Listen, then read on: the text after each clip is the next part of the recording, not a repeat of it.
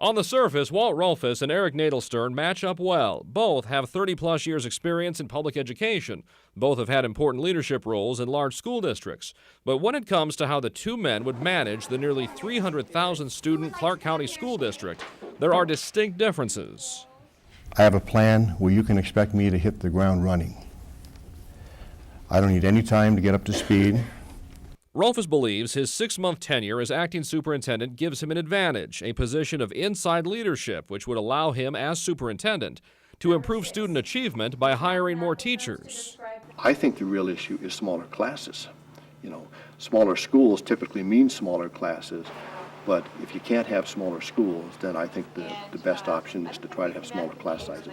Eric Nadelstern agrees more teachers and smaller class sizes would be a good start, but he says for Clark County to survive, they have to thrive, and that means changing the way the district does business.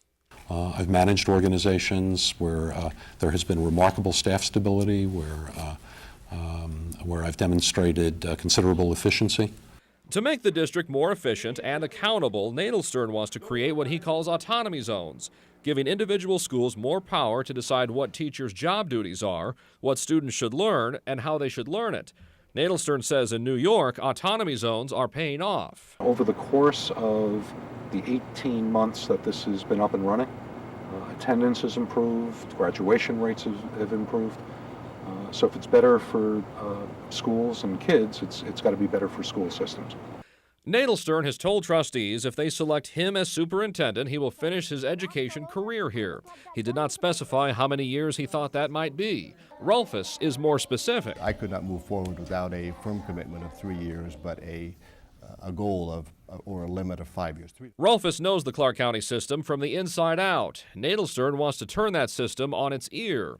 School district trustees must decide which plan is best.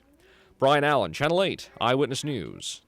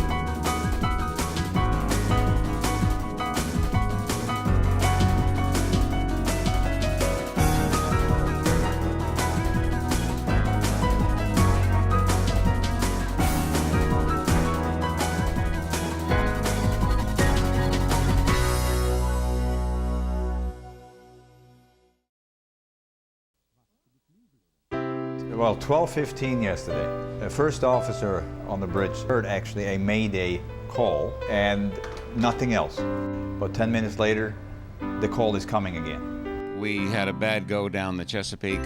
We blew out one of the head sails. I changed that. A steel cable, a 1/4 inch in diameter, and it snapped. Wind was 100 on gusts. The waves were halfway up the mast. And we'd be down in a hole, and then we'd be way up in the air. Then it would drop us down in a hole with a splash, and a foot of water would wash over the top of the boat. We began taking on water. Toward the end, I was just morose, sort of resigned to my fate.